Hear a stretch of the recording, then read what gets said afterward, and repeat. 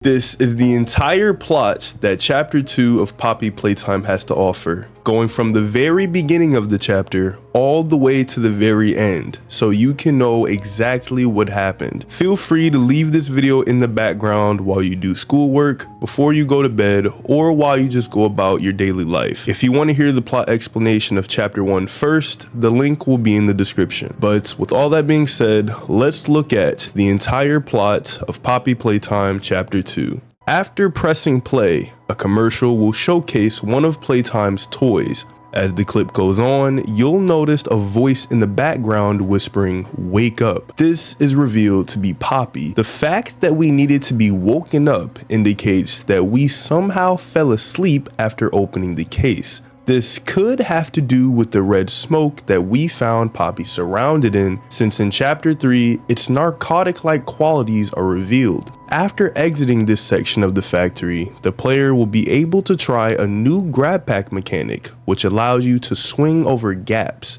You'll also be able to enter Elliot Ludwig's room, founder of Playtime Co. In his office are 3 things that can be picked up: a sunflower collectible, a tape, and a letter. The collectibles can be found all throughout the chapter, although there isn't really any reward for collecting them at all. The tape, however, holds way more importance as it gives some background into Ludwig's life. The familial tragic loss is theorized to be Ludwig's own daughter, and this incident might have been the start of Playtime Co. experimentation. The letter found on the table, labeled as Experiment 814, recorded the findings of dead rats and their reactions to Poppy Gel. Apparently, the substance had life-altering properties, although further testing with bigger specimens would have to be conducted. The player soon finds Poppy, and she'll allow you to solve a puzzle, which will enable you to turn the power back on. Poppy will then thank you. I wanted to thank you for freeing me. I was stuck in there for so long. Thank you. I'd like to pay you back. There's a train station nearby. It needs a code, and I have it. We're gonna get out of here. It seemed like this chapter would be very straightforward and easy to complete. Poppy had the train code and we could escape the factory unharmed. But of course, this was far from the end, because Poppy gets snatched by a pink hand right before our very eyes. Before we continue on, let's make note of the labeled entrances in this room surrounding the player: production, game station, innovation, research, and playhouse, all which pertain to different people. After jumping in the bottomless pit, you'll exit out of a slide, which is labeled Elliot Ludwig. All higher up employees have one of these, and they connect to a location from above. Stella Graber is in charge of the game station, Leith Pierre is in charge of innovation, and research belongs to Eddie M.N. Ritterman, who will come up later. But there's also another tunnel in which the name cannot be read. It has to coincide with the head of production, but it's unsure who this is. After solving another puzzle and trying to open an entrance, things don't go quite as planned. A new playmate! It's been so long. Isn't this exciting, Poppy? Very exciting, Mommy. Mommy heard that Miss Poppy was going to just give you the train code to escape. Now, how is that fun? Instead, why don't we make a game out of it? The game station is still working. It will be just like old times. And if you win all 3 games, I'll give you the train code. Mommy loves that idea, Poppy. Oh, you're going to have so much fun. Head to musical memory, and Mommy will get things started. Obey the rules, or I'll tear you apart and eat your insides while you're still alive.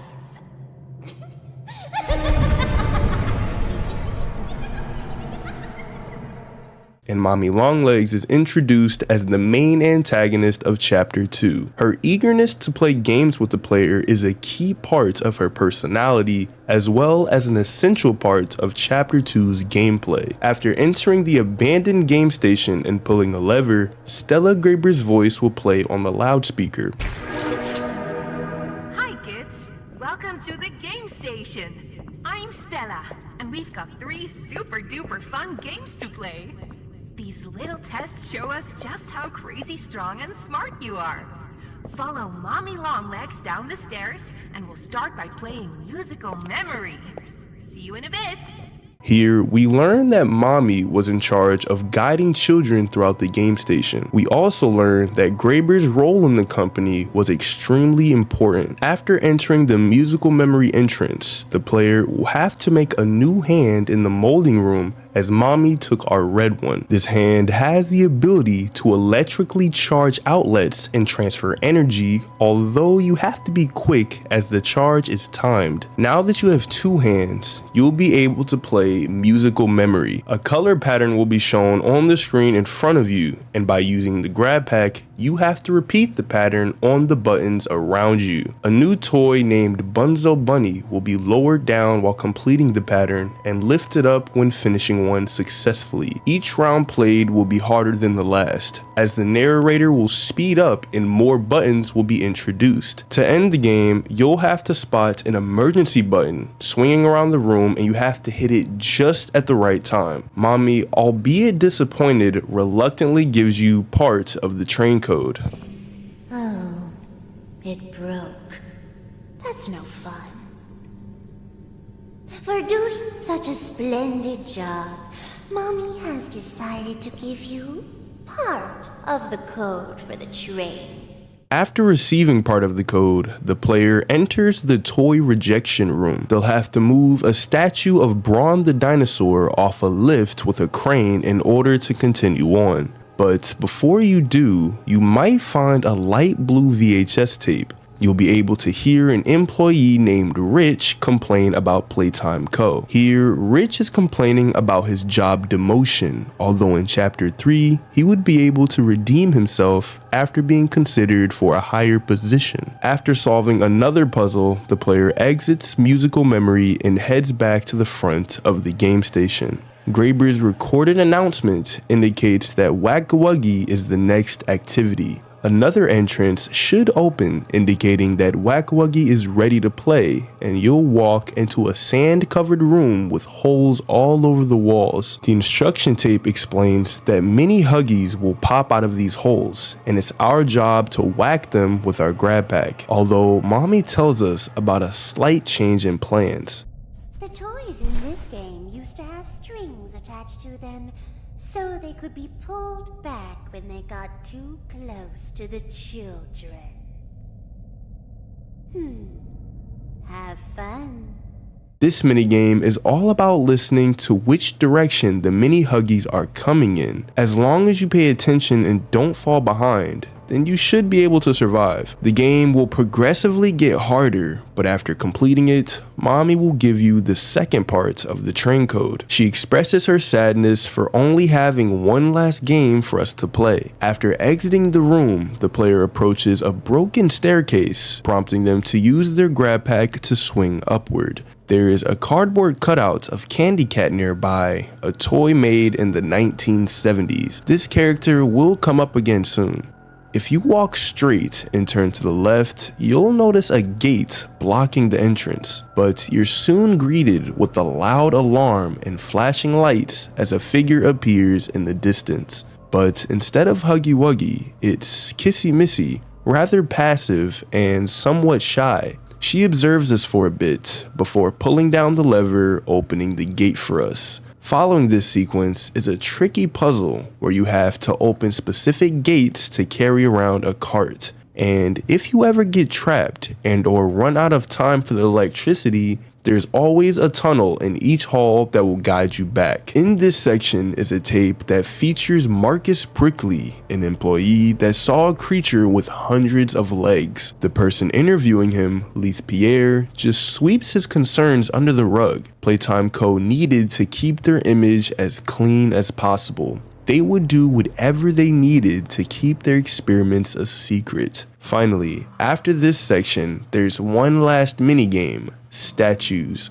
The energy almost feels more tense this time around. You'll even hear the sound of crawling that might make you feel uneasy. This is PJ Pugapillar, the toy that you'll have to deal with next. In statues, you have to navigate the maze-like structure on your own, but only while it's dark. You must stop when the light is on, because that is when PJ Pugapillar will notice. It's essentially a game of red light, green light, although he'll kill you if you make one wrong move. Mommy gives one last pre-game monologue.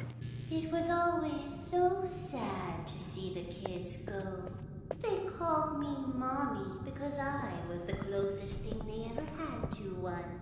But they come for games and never come back. They left Mommy to die alone. Mommy didn't deserve that. But you worked here.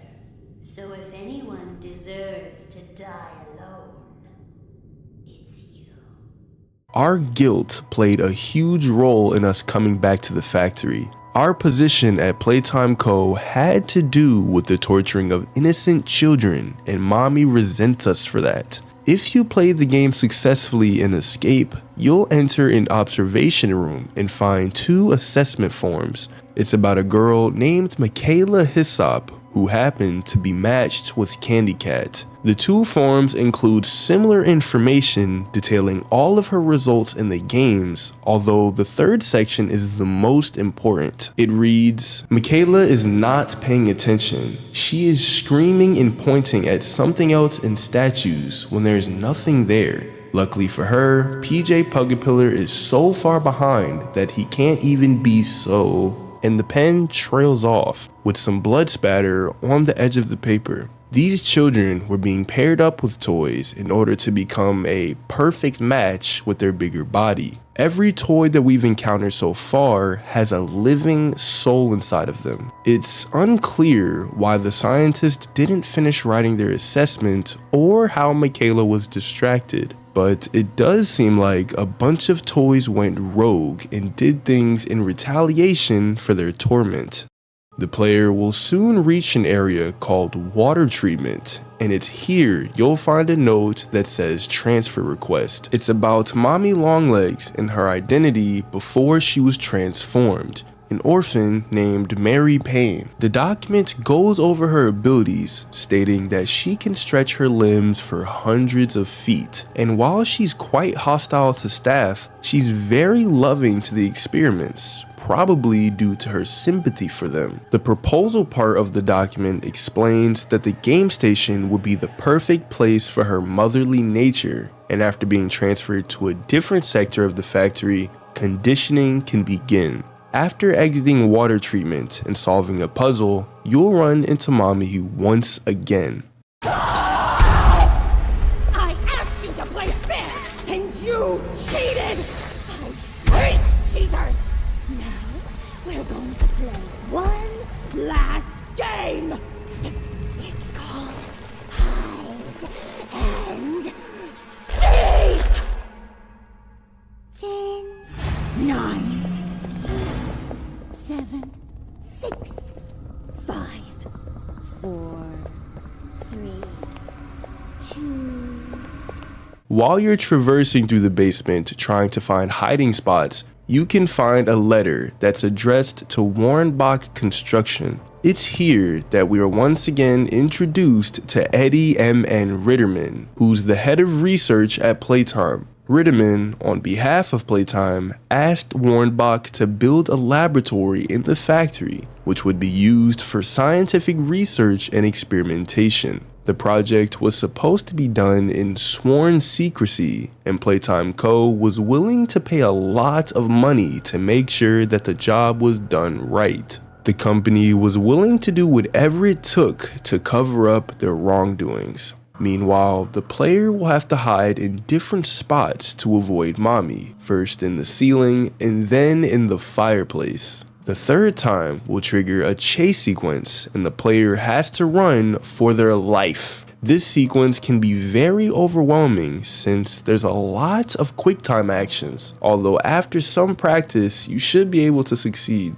The player then reaches a point in which they enter a long hallway and try to activate an exit. But mommy will begin chasing you again, instilling a sense of dread knowing that you have to wait while a bloodthirsty creature is after you. But luckily, we turn on a nearby grinder and mommy runs right into it.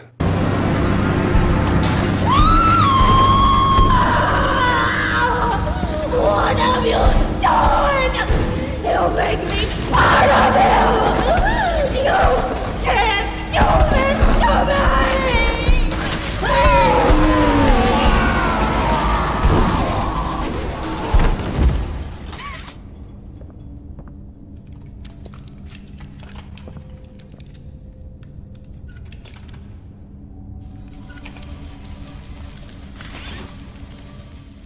That metal hand that dragged her body away was the prototype.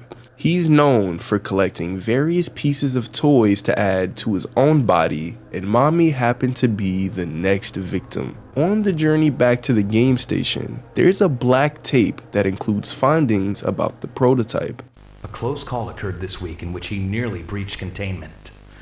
The prototype seemingly disassembled the digital alarm clock within his room and utilized the battery, along with several other components, to create a laser pointer, which he then fired into the security camera, disabling it. These actions allowed him 28.3 seconds completely unmonitored. Once function returned to the camera, the room appeared to be empty. One surveillance specialist went in to confirm his absence. However, upon opening the door, she realized that the prototype had hidden in one of the camera's blind spots. The prototype attempted to escape through the open door. However, another surveillance specialist was able to remotely relock the door, despite the other specialists still being inside. One casualty occurred. The prototype was extremely intelligent, but also committed drastic acts of violence. He would use this power to plan something big, revenge toward Playtime Co. Once the player returns to the main area and finds Poppy, they'll realize that her demeanor is different. Did you kill her? Good. I'll board the train. We need to leave. It's much more disconnected than before, and once we board the train, Poppy explains her change in plans. You're perfect. Too perfect to lose. I'm sorry. I can't let you leave. I've never met anyone like you. Do you know how long I've been stuck in that case? Well, too long. I had so much time to think and reflect. Time to figure out exactly what I would do when free. We'll set things right. Terrible things have happened. But I know that whatever I need you to do, you're capable. Poppy decided that we were strong enough to defeat the prototype after demonstrating our survival skills. Experiment 1006 had kept all the toys trapped inside the factory, and Poppy wanted freedom for everyone. She genuinely believed that we were capable of giving it to them. But soon after, the train abruptly crashes, and the last thing we see is a sign that says Playcare on it, foreshadowing Chapter 3. It was a really rough train crash, and the player could have died. But speaking of death, if you happen to lose in Chapter 2, you'll once again receive a variety of different death screen messages. You can die later. This isn't about you. I still have plans for you. Get up. At this point, it seems like these messages are coming from Poppy, as she was just revealed to have some plan in store for us to defeat the prototype. But new evidence from Project Playtime reveals that this could be the prototype himself, as his lines in that game are very similar to the death screens. But what's your favorite thing about Chapter 2? Let me know down in the comments. Thanks for watching, subscribe, and click on this video right here.